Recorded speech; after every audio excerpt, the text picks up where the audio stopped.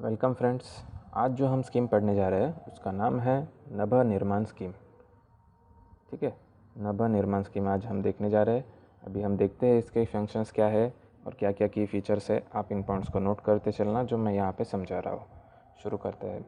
नभ निर्माण स्कीम नाम से हमें क्या पता चल रहा है, कुछ तो निर्माण यानी कि मैन्युफैक्चर करना है। ठीक है, मतलब कुछ तो प्रोड्यूस करना है। ठीक है, नभ क्या होता है, नभ ये एक संस्कृत वर्ड है। नभ उसका मीनिंग क्लाउड होता है। ठीक है, क्लाउड या आकाश बोल सकते हैं आप उसको। तो ये क्लाउड आकाश इससे रिलेटेड होगा, नाम से हम ऐसे गेस कर सकते हैं। ठीक है, अभी देखते हैं इसके एग्जैक्टली की फीचर्स क्या है।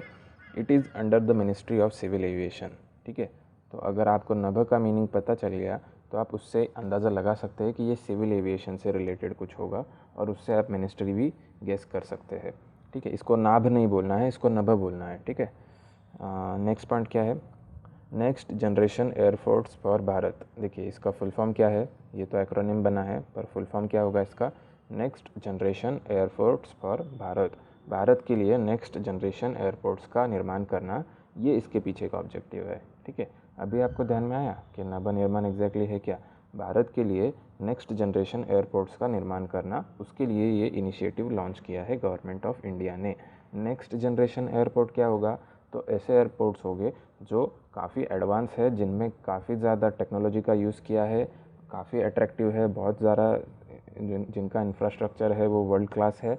तो ऐसे एयरपोर्ट्स को हम बोल सकते हैं next generation airports. I hope आपने ये पॉइंट भी लिखा होगा। थर्ड पॉइंट क्या दिया है यहाँ पे, to expand airport capacity by building more than 5 times to handle a billion trips a year. ठीक है, तो यहाँ पे क्या करना है, हमें एयर कैपेसिटी को बढ़ाना है।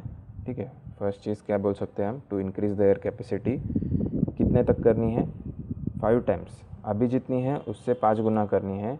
किस चीज़ में करनी है, handle a billion trips a year. ठीक है, तो उतने बिलियन ट्रिप्स यानी कि जो एयर ट्रिप्स होते हैं उनको 5 times तक इंक्रीज़ करना है। अभी जितने हैं उससे 5 गुना तक ज़्यादा बढ़ाना है, ये इसके पीछे का लॉजिक है। ठीक है, तो आई होप आपने ये पॉइंट भी नोट किया होगा। तो इसके अंदर 3 एस्पेक्ट्स है, अभी हम देखते हैं, आप इनको नोट कर लेना कि क्या है ये 3 एस्पेक्ट।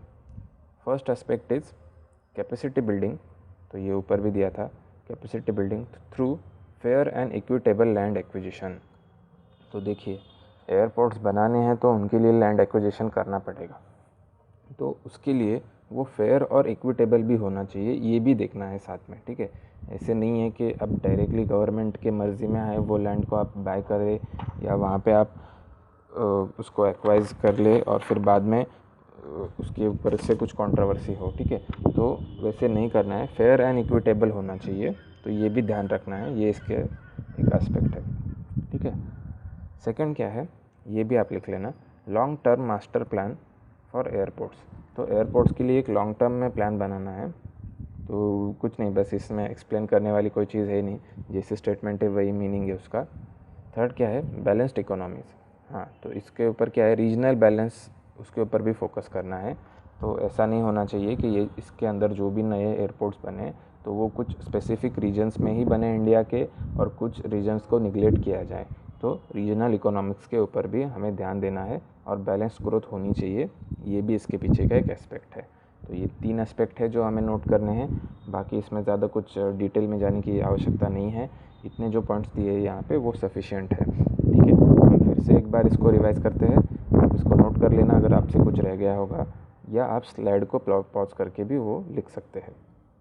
तो नभ निर्माण स्कीम क्या है, it is next generation airports for Bharat initiative. Bharat के लिए नेक्स्ट जनरेशन वाले एयरपोर्ट्स का मैन्युफैक्चरिंग कराना, उनको बनाना, ये इसके पीछे का ऑब्जेक्टिव है। It is under the ministry of civil aviation, तो ये प्रेडिक्टेबल भी है, सिविल एविएशन मिनिस्ट्री के अंदर आएगा ये। उसके बाद क्या है, एयरपोर्ट कैपेसिटी को इंक्रीज़ करना है, कितने तक इंक्रीज़ करना है, 5 times। ठीक है, अभी जितनी है उससे 5 गुना तक इंक्रीज़ करना है और उतने ट्रिप्स पर ईयर में होने वाले चाहिए, ये उसके पीछे का मोटिवेशन है। ठीक है, नेक्स्ट क्या है, 3 एस्पेक्ट दिए हैं इसके अंदर, तो वो 3 हमें लिखने हैं, बहुत ही ब्रॉड है। ठीक है, यहाँ पे MCQ ऐसे बन नहीं सकता है जहाँ पे कुछ ऐसे ट्रैप किया जाए, तो जस्ट याद रखना है। आप इसको मेंस में भी कोट कर सकते हैं। अगर इसमें प्रीलिम में क्वेश्चन नहीं आता है तो मेंस में तो आप ज़रूर लिख सकते हैं। जो इंफ्रास्ट्रक्चर वाला पार्ट है GS3 में आता है, तो उसमें आप इसको कोट कर सकते हैं कहीं पे भी, कोई भी आंसर में, ठीक है। तो 3 एस्पेक्ट कौन से हैं? Capacity building through fair and equitable land acquisition, long term master plan for airports and balanced economies, that is balanced regional growth, ठीक है। तो आई होप आपको ये समझ में आया होगा। Thank you.